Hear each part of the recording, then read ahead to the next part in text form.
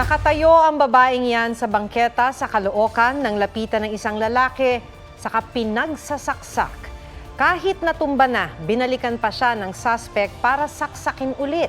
Naaresto sa Cavite ang suspect na live-in partner ng biktima. Nagawa raw niya ang krimen dahil sa matinding selos. Sasampahan siya ng reklamong murder. Galit ang ina ng biktima sa sinapit ng anak. Kasunod ng insidente, kumalat sa social media ang mga post na may serial killer umanong gumagala sa Caloocan. Pero ayon sa Caloocan City Police Station, fake news ito. Pinabulaanan din ito ni Caloocan Mayor Along Malapitan. Isolated case daw ang pananaksak. Aksidenteng nahulog sa kalderong may mainit na sabaw ng batchoy ang 2 taong gulang na bata sa Iloilo. Dahil sa tinamong lapnos na matay ang bata. May report si Zen Kilantang Sasa ng GMA Regional TV. Hindi inakala ni Janet Gallardo na mainit na sabaw ang magiging dahilan ng pagkamatay ng 2 taong gulang niyang anak. Habang naghahanda ng pagkain sa lamay ng kanyang kaanak sa Carles, Iloilo noong August 8, hindi raw niya napansin na naglalaro sa kanyang likuran ang bunsong anak na si Kaiden.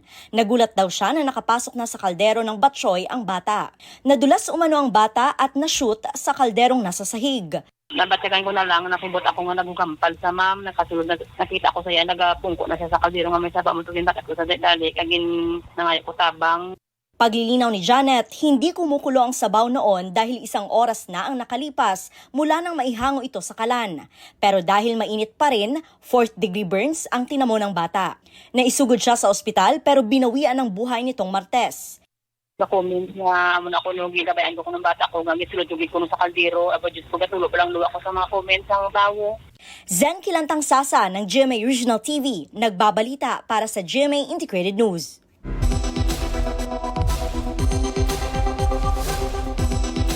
Para po maiwasan ang disgrasya sa kusina, lalo sa mga bata, narito ang ilang tips. Magtakda ng kid-free zone. Turuan ng mga bata na huwag lumapit sa lugar ng lutuan. Hanggat maaari, nasa 3 metro ang layo nila. Tiyaking hindi maaabot ng bata ang handle ng nakasalang na kaldero o kawali. Laging ipwesto ang hawakan ng kaldero sa sulok na hindi niya kayang abutin. Kung nagluluto o may hawak na mainit na sabaw o inumin, huwag kalungin ang bata. Kung may buhat na mainit na tubig, tingnan maigi ang daraanan at tiyaking alam mo kung nasaan ang bata. Palaging patayin ang kalan kung tapos na magluto. Mainam ding magkaroon ng fire extinguisher sa kusina. Ilagay sa matataas na lugar ang mga kutsilyo, gunting at iba pang matutulis na bagay. Pati na mga panlinis gaya ng dishwashing soap. Idinadawit ni dating Customs Intelligence Officer Jimmy Guban ang ilang miyembro ng pamilya Duterte sa 6.8 billion pesos na shabu shipment na naharang noong 2018. Jimmy, pag binanggit mo ang pangalan na to, pag binanggit mo to, mamamatay ka. Your Honors, alam niyo po ba kung sino yung mga tao na ayaw niyang ipabanggit? Na halos doon pa lang gusto na ako sipain, bugbugin. Si Pulong, si Mans, si Michael Yang, at ang sabi niya pa, mga kaibigan niya ni Bini, Antiporda, Paul Gutierrez. Sabi ni Guban sa pagdinig ng Kamara, sina Congressman Paulo Duterte, Attorney Mans Carpio na asawa ni Vice President Sara Duterte at dating Presidential Advisor ni dating Pangulong Duterte na si Michael Yang ang mga umunoy tunay na may-ari ng shipment. Base sa nakalap nilang intelligence report, nakatanggap daw siya ng panggigipit at pagbabanta kaya iba raw ang itinuro niya ng imbestigahan ng Kongreso noon ang issue. Nabilanggo raw siya dahil tumanggi raw siyang idawit si dating Senador Antonio Trillanes. Sagot ni Congressman Duterte, walang kredibilidad si Guban at walang basihan ang mga sinabi niya. Di raw sila magkakilala ni Guban. Ayon sa abogado ni Michael Yang, hearsay ang pagbanggit ni Guban kay Yang. Di raw kasama sa anumang shipping document at di rin daw consignee si Yang. Para kay dating DNR Undersecretary Benny Antiporda, kasinungalingan ang sinabi ni Guban. Di raw niya kakilala sina Guban, Yang, Carpio at Duterte. Sinusubukan pa naming makuha ang pahayag ni Carpio.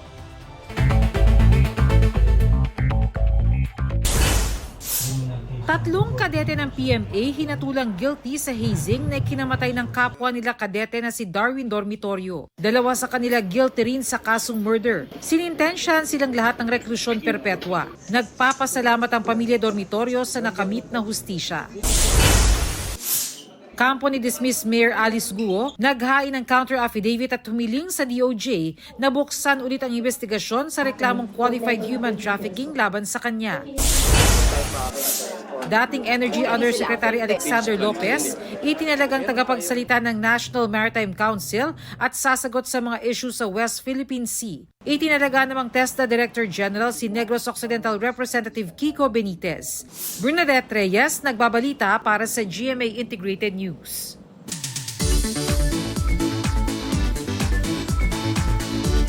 Hiking at 4 waterfalls experience in one trip. Yan ang alok na gala ng Miagao Iloilo sa mga nagbabalak magbakasyon sa nalalapit na long weekend. Gita Yurian sa report ni Ian Cruz. Tataas ang adrenaline mo sa dami ng mapupuntahan sa Iloilo. Waterfalls experience? Check. Hiking? Check na check yan dito sa bayan ng Miagao. Perfect getaway sa hikers gaya ng grupong ito. Not your typical hiking buddies dahil ang goal nila, hiking for a cause. Bukod sa pag-akyat at paliligo sa 4 na talon, highlight ng kanilang trip ang magbigay ng donasyon sa mga bata sa isang komunidad.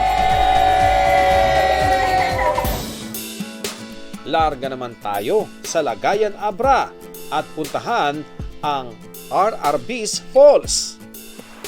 IG-worthy ang talon na tila ibinabagsak ng mga puno. Sure na sulit ang gala hanggang dulo. Sa iyong pag-uwi, water tubing sa Palsuguan River ang masusubukan. Ian Cruz nagbabalita para sa GMA Integrated News. Huwag magpahuli sa mga balitang dapat ninyong malaman. Mag-subscribe sa GMA Integrated News sa YouTube. Sa mga kapuso abroad, subaybayan nyo kami sa GMA Pinoy TV at sa www.gmanews.tv.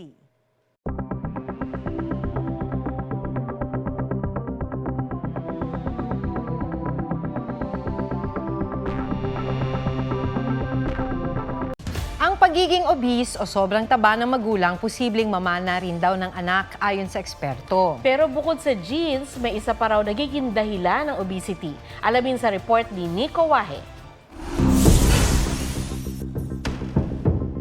May kasabihan na kung anong puno, siyang bunga. Si Mary may type 2 obesity at tingin niya na mana niya yan.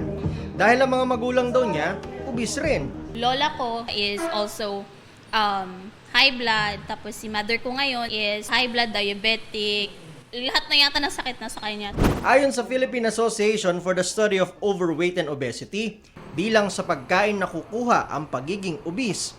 Hereditary o naipapasa ito sa mga anak. Studies are now saying that 40 to 70% of the chance of a child of developing obesity actually is genetic. Galing ito sa dugo at ito ay maaring nakukuha sa pamilya sa mga magulang. At hindi na lang daw risk factor ngayon ang obesity. Obesity is now a disease in itself. Just like hypertension, just like diabetes, at anong organ yung main na nagkakaroon ng abnormality? It is yung fat cells or yung adipose tissue. Pero bukod sa genetics, dagdag na factor din daw ang nakalakihang pagkain sa pamilya. Familial practices, as early as childhood, sino ba nagtuturo sa atin para kumain? Kung gaano karami kumain? Family. Si Mary, aminadong hirap magpigil sa pagkain, lalo't masarap daw magluto ang nanay niya. Na-enjoy ko kumain yung balat ng manok. And then that's before dinner, magra-rice na ako, tapos magdi-dinner pa ulit ako. Isang paraan para malaman kung obese ay ang waistline. Kapag 31.5 inches pataas sa babae at 34.5 inches pataas naman sa lalaki, mayroon na raw itong tinatawag na abdominal obesity. Susubukan natin kung meron na nga ba tayong abdominal obesity. Meron tayong medida. Ilan na kaya? Ang pagsukat daw, dapat hanapin mo yung pinakahuling rib mo at saka yung pinaka-prominent mong buto sa iyong hip. At yung gitna nun, yun ang kailangan natin sukatin. At ang sukat, naku, ilan na kaya? Ayan, 37 inches na ang sukat ng aking waistline. At meron na nga akong abdominal obesity. Namama naman ang obesity, hindi pa rin huli ang lahat. Dahil nasa ating mga kamay ang pagkakaroon ng healthy lifestyle, kabilang ang balanced diet at exercise. Nico Wahe, nagbabalita para sa GMA Integrated News.